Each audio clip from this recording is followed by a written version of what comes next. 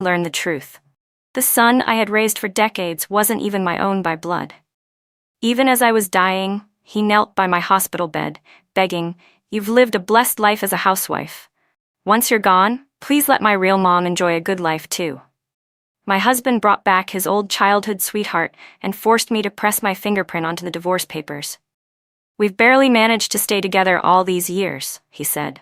"Now that you're going, why not let us be together?" I died with deep bitterness and unwillingness. When I opened my eyes again, I was back on the day I filed for our marriage registration. I had gone from 70-year-old Margaret to a young woman in her early 20s. I didn't even have time to reflect. I turned around and ran straight to the village office to stop the postman. "Wait, I'm not filing the marriage registration anymore," I shouted. The postman looked at me with confusion. "Margaret Young, weren't you in a rush to marry Jason Collins? What happened?" Everyone in the village knew how much I had wanted to marry Jason and take him with me to the city. "I wrote my name wrong," I said awkwardly. I had run so fast that my twin braids had come completely undone. The postman, Mr. Wren, chuckled. "Didn't expect the daughter of a university president to mess up her own name. Go fix it quickly." I smiled awkwardly, and when no one was looking, I tore the marriage application into pieces. Then I grabbed a pen and filled out a brand new form, an urgent request to return to the city. The approval for my city transfer had already come down. This time, I was just applying to leave early. I told a small lie, saying my father was gravely ill. That should be enough to push it through. If nothing unexpected happens, I'll be gone by tomorrow. As for Jason Collins, I didn't even mention him. Just after I sent off the postman and walked out of the village office, I saw Jason jogging toward me. He wore a faded work uniform, and though his tanned face carried a bright, handsome smile, I could see the urgency he was trying to hide. "Did you register our marriage?" he asked. Staring at his youthful and striking face, I felt a moment of disorientation, but quickly forced myself to stay calm. "Yes," I lied. "I just came out of the village office, didn't I?" Jason put on a look of deep affection and took my hand. "Great. Then we're officially husband and wife. From now on, we have to support each other. Once we're in the city, as long as your dad can get me a decent job, we'll definitely live a good life." In my past life, my heart had been completely his. I gave him everything he wanted, believing we'd live happily ever after. But right before I died, I finally understood that he had only ever used me. I nodded half-heartedly and quietly pulled my hand away. Seeing my affirmation, Jason let out a small sigh of relief. But his eyes soon wandered toward a woman who appeared around the corner of a nearby house. His gaze turned vague and unfocused. "Well, now that it's registered, that's all for today. I've still got work. You go back first. I'll come find you after I'm done." I agreed without objection, but followed him quietly. Then I saw him wrap his arms gently around that woman, his expression full of concern as he whispered, "Emily, you're still not well. Why'd you come out here in the wind?" One glance was all it took. I immediately recognized her. She was the same woman he had brought to my deathbed in my previous life, Emily Lane. The Collins and Lane families had been neighbors. Emily was Cons. "Jason Collins," I asked, "you said you wanted to marry me, but now you're getting all close with Emily Lane. What's going on?" Jason looked aggrieved, grabbing my hand and explaining anxiously, "Emily's like a little sister to me. I've known her since she was a child. Don't believe the rumors. My parents died early, and it was the neighbors who raised me. Mr. and Mrs. Lane are getting old and their daughter's in poor health. Of course I'll help them if I can. What do you expect me to do? Watch them go hungry?" He added, "You grew up in a comfortable family. You've never lived through hardship. Even your time here in the countryside is just a life experience for you. Of course you don't know what real hunger feels like, but that doesn't mean you should question my character." Blinded by the humble, kind-hearted image he portrayed, I believed him. I truly thought he was someone I could trust with my whole life. In the end, he and Emily Lane drained me of a lifetime of blood. In the end, they took everything from me. Watching the two of them walk away together, I couldn't help but smile. If they were so deeply in love, then fine. This time around, I'd be generous and let them have each other. Let those star-crossed lovers be together. Tomorrow, I'd return to the city alone, and Jason Collins and his sweet little sister Emily Lane could stay here forever, growing old in their perfect little countryside romance. The next morning, I arrived early at the village office. I had already received confirmation from the brigade that I was approved to return to the city today. I didn't waste a second and hurried to find the village chief to issue me the introduction letter. Of all the villagers during my time in the countryside, the old village chief had always been the kindest.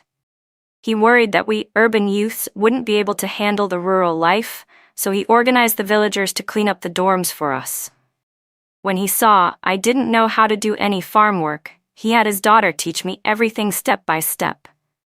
After the college entrance exams were reinstated, he encouraged all the village youth to apply. Unfortunately, in my past life, I had thrown myself entirely into marrying Jason Collins and starting a family. I ignored his advice and ended up a housewife with no education for the rest of my life. Jason, on the other hand, took the college entrance exam 3 times and finally got accepted into a good university in our province. With a degree in hand, he was later promoted. The village chief greeted me with a warm smile and started reminiscing. Back then, before you even arrived in the village, Jason found out you were the only daughter of a city university president. He begged me to introduce you two. I was worried you'd be out of his league. Seeing you two get married and head to the city together, well, it made this old man really happy for you. His words rang in my ears like a sudden thunderclap. So Jason had known my family background all along? No wonder the moment I arrived, he clung to me like glue. So much for love at first sight and special treatment. He had approached me just to climb the social ladder. Calculated, deliberate. My chest turned cold, and I clenched my fists without even realizing it. There's only one return to city slot, I told the village chief. Just put my name on the letter. He thought he had misheard and quickly double-checked. Just one? Didn't you and Jason Collins already get married? I forced a bitter smile and shook my head. We didn't get married. I've come to my senses. He and Emily Lane grew up together and have feelings for each other. It wouldn't be right for me to come between them. The village chief had heard rumors about those two as well. His expression changed from surprise to sorrow. That's really unfair to you, but are you sure you're okay going back to the city alone? What are you planning to do? I looked up at him, eyes steady. I want to keep studying and take the college entrance exam. In my last life, I stayed home for decades, raising a family, only to end up despised by both husband and son. I wasted my best years, building a life for someone else. Now that I had another chance, I was determined to grab hold of this opportunity and change my fate. The village chief gave a small nod of approval. Looks like you've really grown after these years in the countryside. After saying goodbye, I took the letter and headed back to pack my things. As I walked through the village, I suddenly spotted Emily Lane pulling Jason Collins toward the back of a large poplar tree. They seemed to be speaking in hushed voices. At first, I didn't care. I was leaving anyway and had no interest in their drama, but when I heard what they were saying, a chill ran straight down my spine, and I froze in place. Jason, Emily said, leaning on his shoulder with a tearful voice. What are we going to do? I'm pregnant. Jason paused for a second, clearly surprised, but then a joyful smile spread across his face. Of course you're going to keep it? I'll take responsibility. Emily didn't look reassured. Her eyes shifted, and tears began to fall. But you're already married to Margaret. You're supposed to leave for the city with her. Jason frowned and immediately raised 3 fingers to the sky. Emily, I swear to God I won't change how I feel about you. I just didn't want you and our child to stay stuck in this village, living in poverty. I married Margaret because her father's a university president. He can get me a good job in the city. Once I have that, the 3 of us can finally have a good life together. So it turned out that even before Jason and I had gotten married, he and Emily had already been sleeping together. And now she was pregnant. No wonder, in my last life, just before I died. The son I had raised with my own hands had actually forced me into a divorce. Back then, during the countryside placement, I had fallen into a river in an accident that left me unable to have children. Without consulting me, Jason Collins adopted an orphan from the mountain region. I never imagined that child was actually the illegitimate son he had with Emily Lane. And that so-called accident? It was no accident at all. I walked straight over and caught the two of them clinging to each other, completely entwined. Jason stiffened when he saw me, his hand still wrapped around Emily's. His face went pale in an instant. Looking at the pair of shameless cheaters, I couldn't help but laugh coldly. In broad daylight, what exactly are you two doing? I asked with a sarcastic smile. Jason Collins, aren't you going to explain this? He looked startled, but quickly forced a smile. Margaret, don't get the wrong idea. I was just passing by. I saw Emily wasn't feeling well and figured I'd walk her home. What a pathetic excuse. And he wasn't even subtle about roping Emily into his act. Emily, come on, he prompted. Say hi to your sister-in-law. Emily clearly hadn't expected him to flip so quickly, turning on her like flipping a page. She hesitated for a long moment before meekly muttering, Hi, sister-in-law. Watching their little performance, I nearly burst out laughing. My eyes dropped to where Jason was still holding Emily's hand, and in that moment their silhouettes overlapped with the scene from my previous life. Clinging together at my deathbed, pressuring me to get divorced with the cruelest words they could think of. Accusing me of being heartless. My voice came out cold, steady. Don't call me that. I don't deserve it. The way things look right now, I seem like the villain ruining a pair of lovebirds. Seeing that I wasn't falling for his tricks, Jason started to panic. Guilty, he quickly let go of Emily and gave me a sheepish smile. Is this because I didn't help you pack? You're mad about that? Okay, I'll go with you now. Before you leave for the city, you'll stay at my place. Don't overthink it, all right? What a brilliant little scheme. He thought that if I stayed at his house, word would spread and our relationship would be sealed in the public eye. I sneered. Jason Collins, we're done. I'm not going to your house. From now on, whoever you want to be with and whoever you bring home, that's none of my business. With that, I didn't even bother looking at them again. I turned and walked away. Jason saw that I was serious and immediately panicked. But how could he give up his golden chance to get into the city so easily? He rushed after me in a few long strides and grabbed my arm. Margaret, come on, don't make a scene. We're already married. How can we separate now? I would never betray you. I'm just helping out a neighbor. What's wrong with that? Don't be so narrow-minded, all right? I was disgusted and tried to shake off his hand, but he gripped me too tightly. Just as I was about to slap him across the face, I heard a cry from behind. Ow! Emily Lane was clutching her stomach and slowly sliding down against a tree. My wrist suddenly felt lighter as Jason let go and rushed to her. Emily! Emily! He called out, panic in his voice, but she didn't respond. He turned on me furiously. What is wrong with you? Happy now? What if something happens to her? Can you take responsibility? You've been in the countryside for years and you're still acting like some spoiled rich girl, huh? I'm taking her to the clinic, he snapped.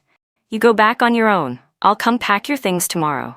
Carrying Emily in his arms, he took off running, drawing curious looks from the villagers. I let out a cold snort and walked back to the youth dorm on my own. Tomorrow? What a joke.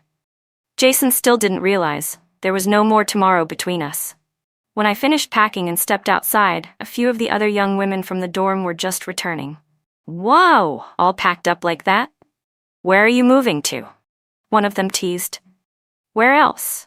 Another chimed in. She's going to live with that mountain girl lover of his, of course. They just filed their marriage papers and already can't wait to move in together. You must really love him, huh? In my past life, I had indeed clung to Jason constantly. I couldn't shut up about him, even during casual conversations with my dorm mates. But no matter how deeply you love someone, if they hurt you enough, your heart will go cold. Now, hearing his name only made me sick. I didn't bother explaining or reacting to their teasing. I walked right past them and left. Not long after, Jason came to the youth dorm looking for me. Emily had only been pretending to faint. She came to just before they even reached the clinic. Jason, still worried I was mad, came back for me. Jason Collins had rushed over again, trying to coax me into staying at his place. But when he saw my empty bed, he froze, not understanding what had happened. He turned to my dormmates and asked, "Where's Margaret?" They all glanced at each other. She just left?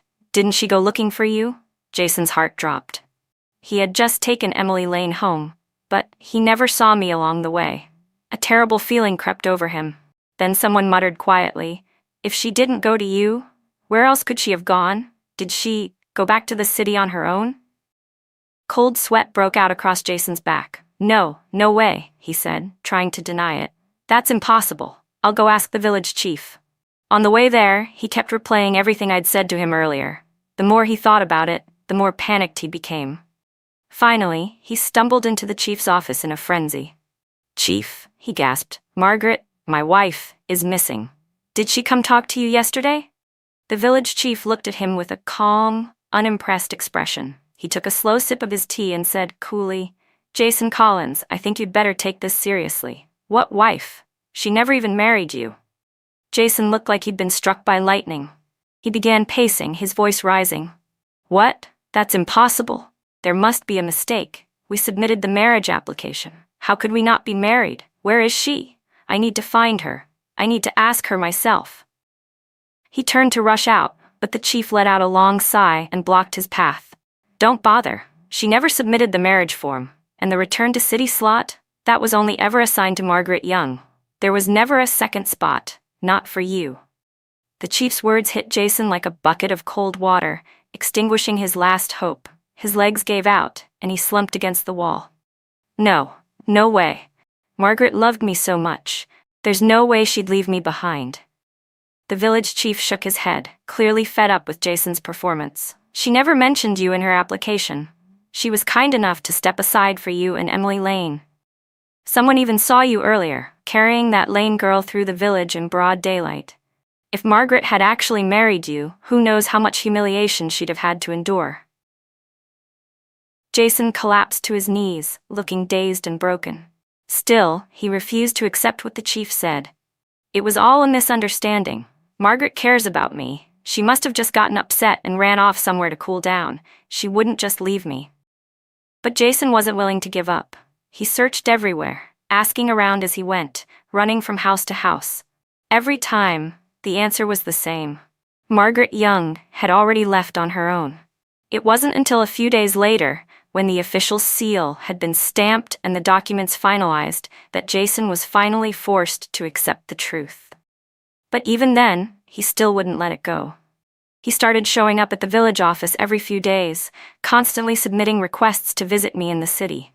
He kept writing letters too, one after another. But every single request was denied. And as for his letters, I never opened a single one. I tossed them all into the trash without a second thought. When I returned to the city, my father, whom I hadn't seen in years, held me tightly, tears pouring down his face. "You're back, Margaret. You're finally back." My mother had passed away early, so it had always just been the two of us. He was the only one in my past life who had truly, wholeheartedly loved me. During those years away from home, I never once told him the full truth. I only shared the good news and kept the bad to myself. And now, I had left everything that happened with Jason Collins far behind. "Dad, I want to take the college entrance exam," I told him. "Then I'll find a job, and after that, I'll stay with you. Always." My father nodded with pride and relief and immediately helped me enroll in school. Even though I had fallen behind in several subjects, I had kept studying diligently during my time in the countryside. It didn't take long for me to catch up. Eventually, I passed the college entrance exam and got into university, just as I had hoped. I truly thought that after everything, I would never cross paths with Jason Collins again. But to my utter shock, he showed up right at my doorstep. That day, I had just gotten home when I saw him sitting on the sofa in our living room. His face wore a half-sincere, half-forced smile. "Margaret, it's been so long," he said. "I heard you got into college. That's amazing." My father, unaware of everything, motioned for me to sit across from Jason. "So this young man is Jason Collins?" he asked kindly. "Why didn't you ever mention him? He came all this way. How could we not treat him properly?" "We have to thank him properly," my father said warmly. To him, I was the apple of his eye. Hearing Jason Collins say he had once saved my life, my father was deeply grateful and quickly grew fond of him. The two of them chatted happily, as if they'd known each other for years. Jason, feigning humility, said, "It was just instinct. When I saw Margaret fall into the water, I didn't even think. I just jumped in after her. Watching him put on that fake modest act, all the dark memories from my past life came rushing back like a tidal wave. My chest ached, and I stood up abruptly, knocking over a box of local specialty gifts he had brought. "Jason Collins," I said coldly, "you really have the nerve to bring that up? Don't you feel even a shred of guilt?" Back when I had first been sent to the countryside, I really had fallen into the water once. It was the dead of winter, the river full of ice. I struggled for a long time before Jason pulled me out. That incident was the moment I began to fall for him. But that accident left me with internal injuries, and the doctor told me I'd likely never be able to get pregnant.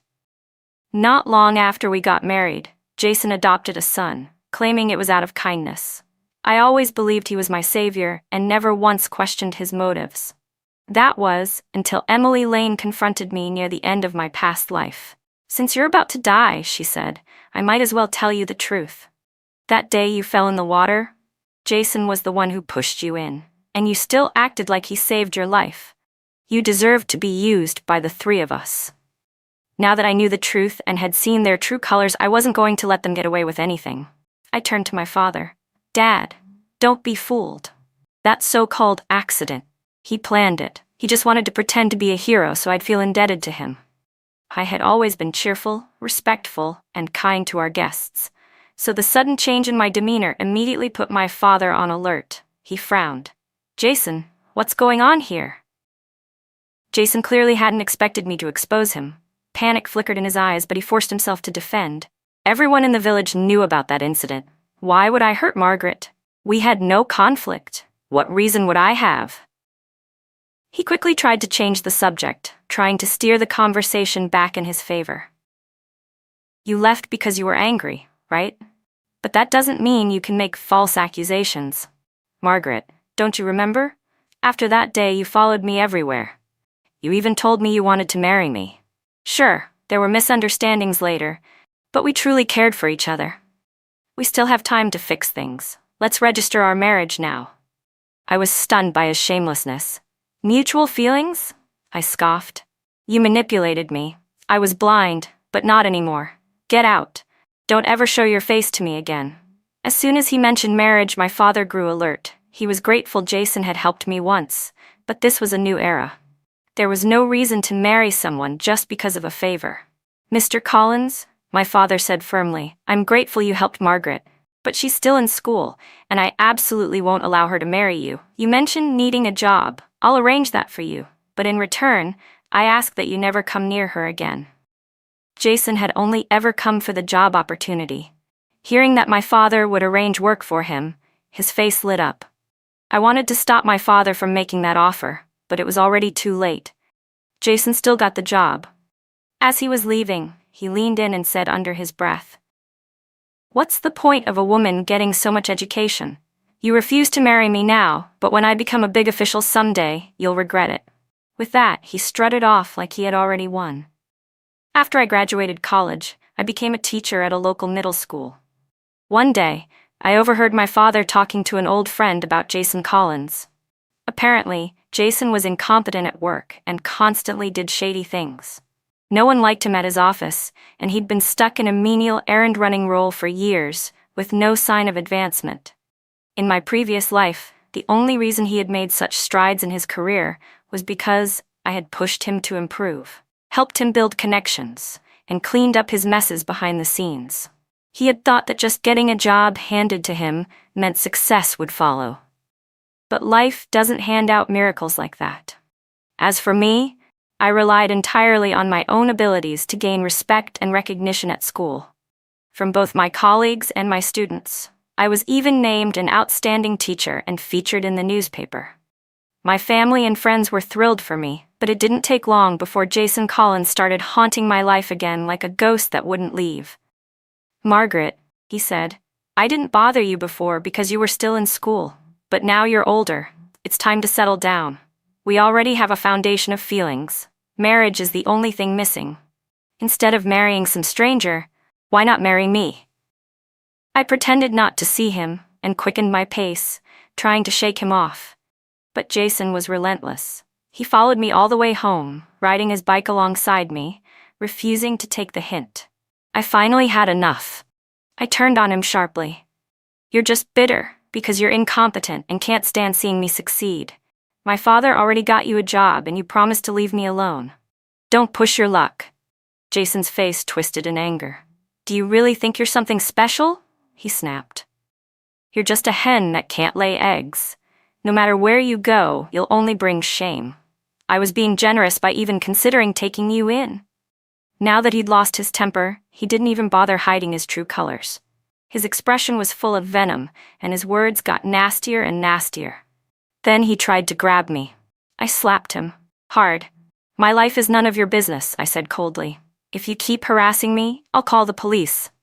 Realizing he wouldn't get anything out of me, Jason's expression turned dark and vicious. Fine, he hissed. You'll regret this. Just wait. After that, Jason started spreading rumors everywhere, claiming I had been with him back when we were in the countryside, and that I'd now abandoned him heartlessly. The gossip reached my school, and the administration called me into the office for a talk.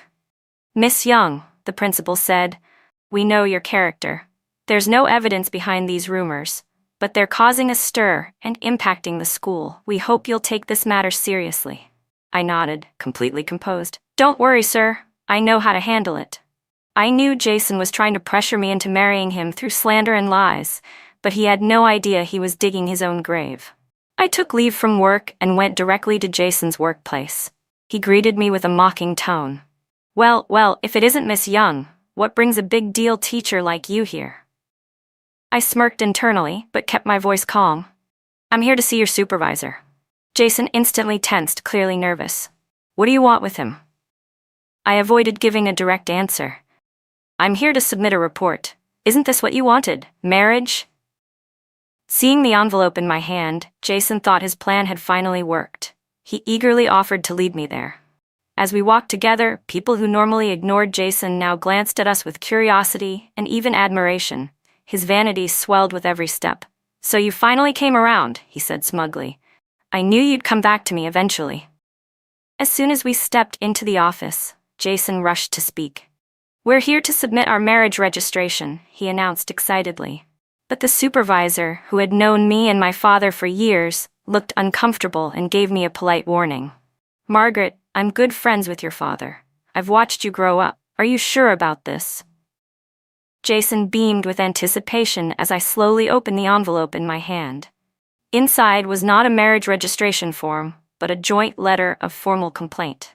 I'm here to report Jason Collins, I said clearly and firmly. Jason was completely blindsided. He didn't even get a chance to read the letter before he exploded. Margaret Young, what the hell is this? Weren't you here to register our marriage? What kind of joke is this? I laughed coldly. Why would I ever marry someone as dishonest and manipulative as you? You're the one who's been pestering me about marriage. I never agreed to anything. Jason turned red with rage. Fine then. If you're going to report me, I'll report you too.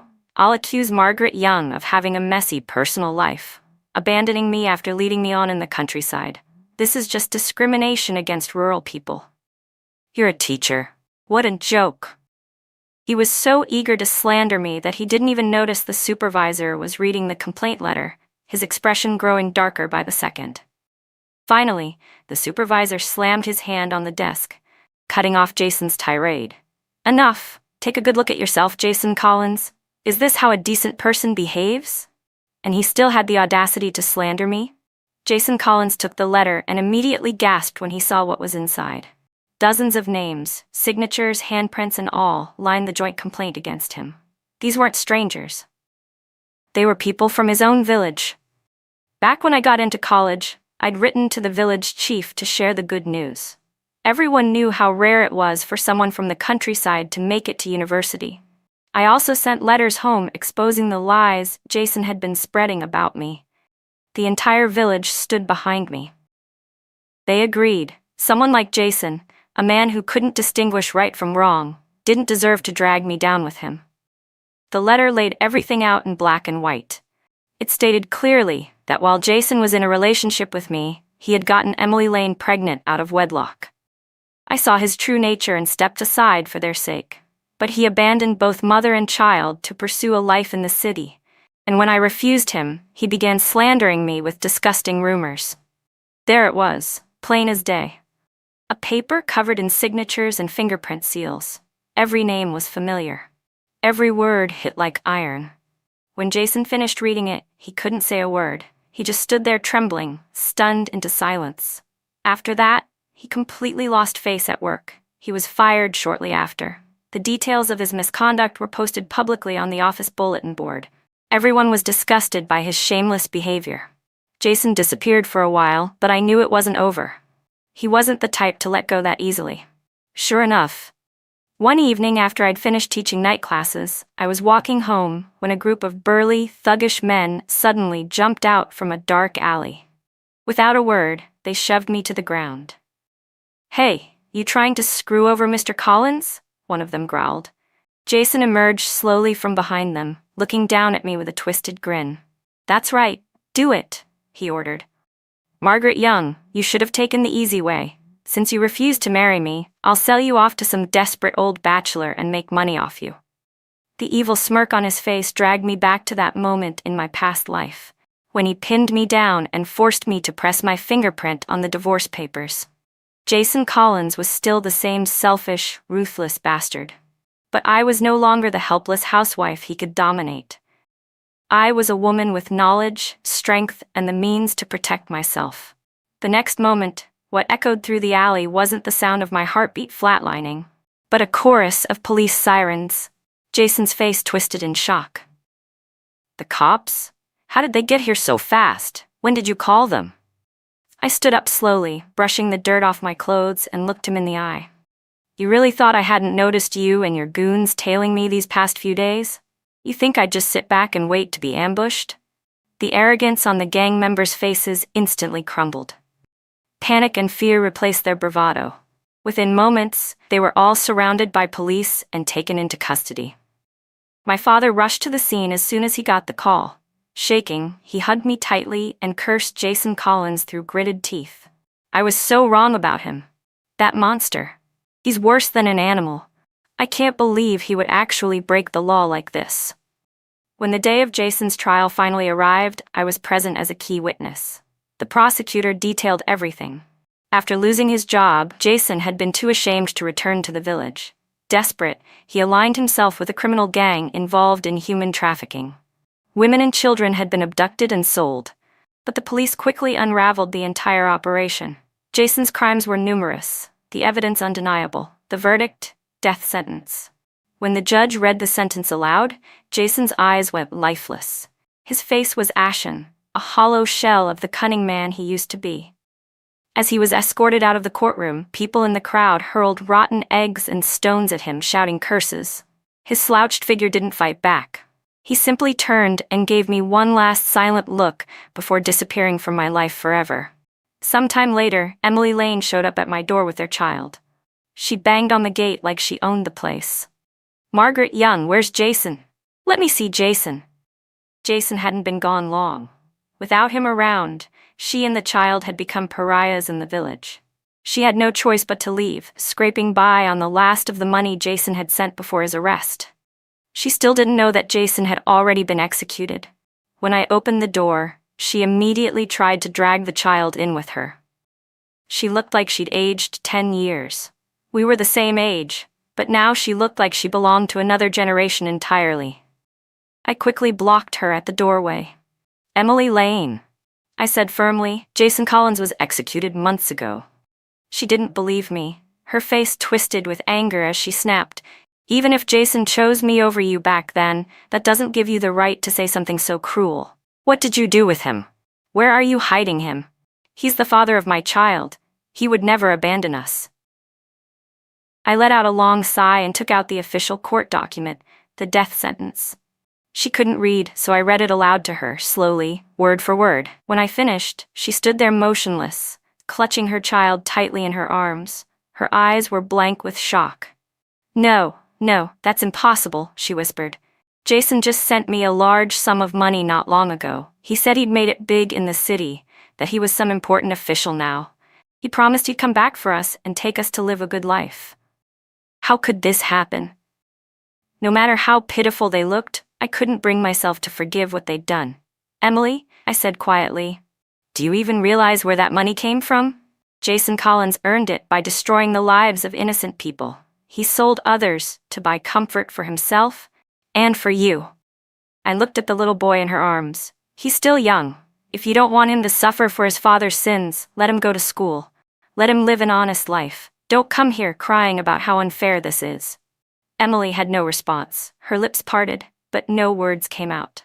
In the end, she turned and left with her son, dragging her feet and looking more lost than ever. I didn't ask where she was going, but no matter what path she took, it was a path she had chosen. It had nothing to do with me anymore. I stood at the doorway, watching their fading figures disappear into the morning light, and turned to embrace a brand new life.